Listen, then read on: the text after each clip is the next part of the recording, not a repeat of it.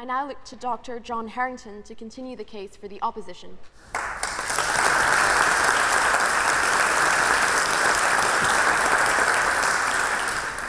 Madam President, fellow colleagues, members of the Oxford Union, thank you so much. Chukma, hello. Sohochafot, my name is John Herrington. Chikasha Seya, I'm a citizen of the Chickasaw Nation of Oklahoma. Leroy, you're good.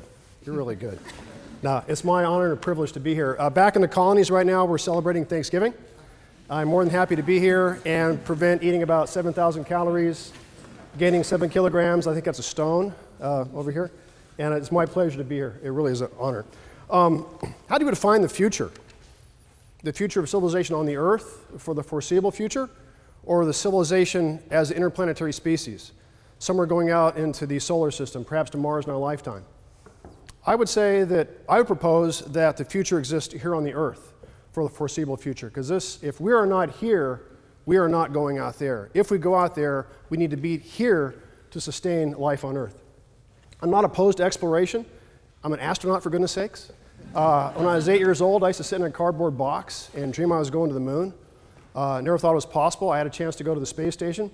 We went to the moon 8 times in 5 years. 6 of those times we actually stepped on the surface of the moon, worked on the surface of the moon, as John Young would always say.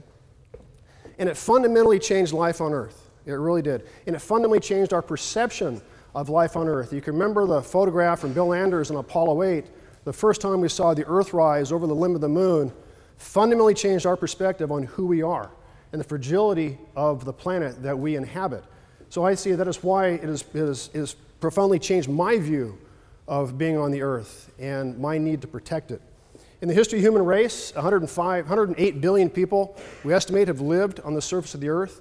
Of that, as of today, 565 people, 1/billionth of the population, has had privilege to fly in space. Like Dr. Chow and Dr. Acton, I've been privileged to see the Earth from a perspective that I only imagined as a child. And that, I want to say, fundamentally changed my perspective about the importance of protecting the planet that we are on. I am the product of 2 cultures. I'm the great-grandson of a woman who's descended from English immigrants that made her way into the state of Oklahoma, Indian Territory at the time, at the late part of the 19th century. I am also the great-grandson of a young Native woman, indigenous woman, who was born into the Chickasaw Nation in Indian Territory. And because of those ancestors, and of my ancestors and the families that followed, I've had the privilege to walk this earth. I've had the privilege to live under the water here on the Earth. I've had the privilege to fly in the atmosphere as well as above the atmosphere. And that experience, as Leroy and as Lauren would tell you, kind of fundamentally changes the way you look at the world we live in.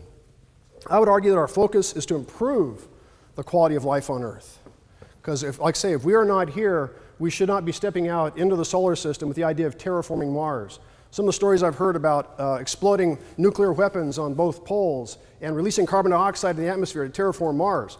Well, folks, we're not doing a very good job here of terraforming a planet where we have a very good start. If we think we can go someplace else to make that a second Earth, I would seriously say, let's put that time and effort back into what we have here. If we go, how many go? You know, will it be you, or will it be you? Will it be somebody that's the most intelligent, the most handsome, the most good-looking, the best genetics? And who decides? Is it going to be China? Is it going to be Russia? Is it going to be Great Britain? Is it going to be America? Or is it going to be a collective group of all of us that goes out there into the future? We have fundamental problems on the Earth, and it takes smart people to solve those problems. People that are in a position of leadership. A lot of the folks that are in here will be in that position at some time in their careers. You have the opportunity to make decisions that are going to benefit life on Earth, as my colleagues have represented here. You know, how do we improve the life on Earth? I was fortunate as a military officer to travel the world. I've been around a lot of cultures in my career. I was very fortunate that in that time I realized we're all alike. I remember I was trained to hunt Russian submarines. That was my job. Soviet submarines. I've flown along the coast of the Soviet Union, and I've had a MiG-31 pull up next to me and wave his wings at me and show me all the missiles at the bottom, knowing he could fully well blow me out of the sky. Okay?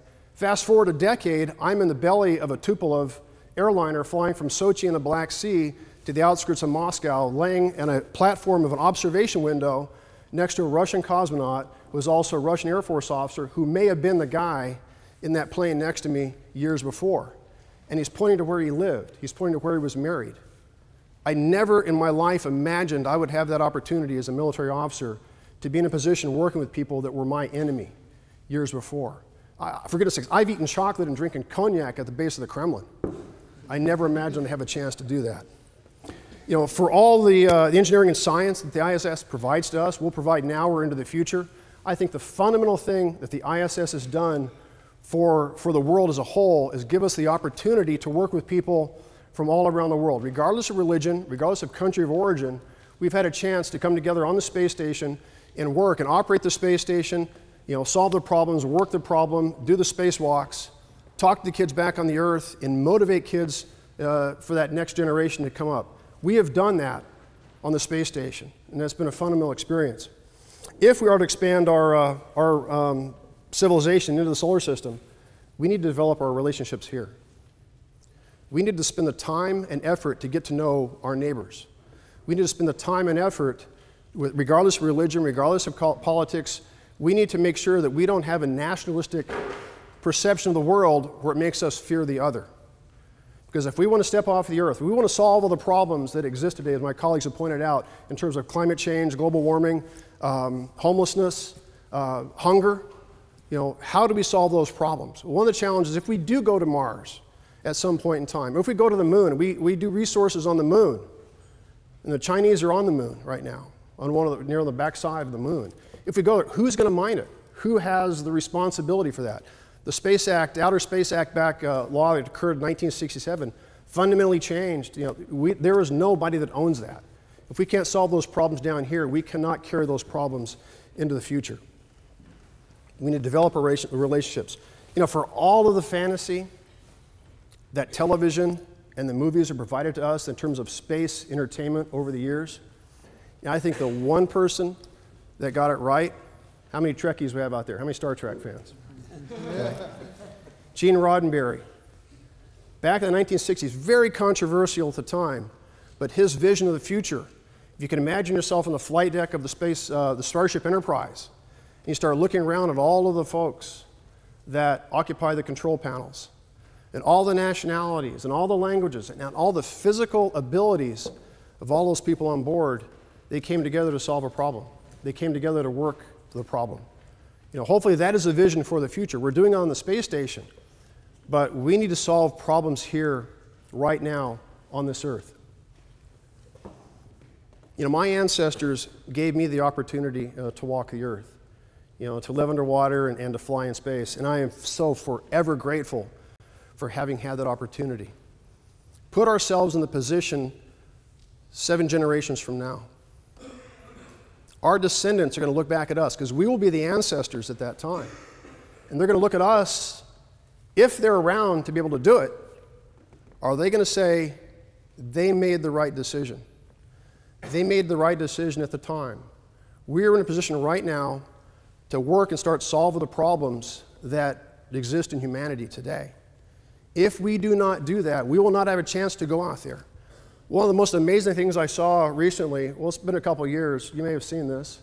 There was a Senator, Ted Cruz, out of Texas, science subcommittee was interviewing General Charlie Bolden, who at the time was the NASA administrator, was also a Marine fighter pilot, a 4-time shuttle astronaut. Charlie's a wonderful guy. And Senator Cruz said, "You're looking the wrong direction. NASA's job is looking the wrong way. You should not be focused on the Earth. You should be focused on looking out into the universe. That's NASA's job, is to explore, to boldly go, you know, to seek out new worlds. That's what you need to do." The best answer that General Bolden could give to him, I was tickled when he said it. He said, "Senator, if the launch pads are underwater, we're not going anywhere." And that's very true. How do we solve climate change? How do we solve all the major problems? We come together as a collective whole to make a difference in this world. That is our responsibility.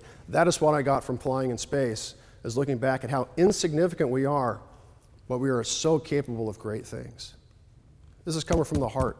I gave a speech once, and every time I looked up from the speech, the guy in the back of the room was doing this. "Speak from the heart," he said. "Don't read a speech. Speak from the heart." I believe our future is here on the Earth to one day step out into the vastness of the solar system. But thank you very much for the opportunity to be here.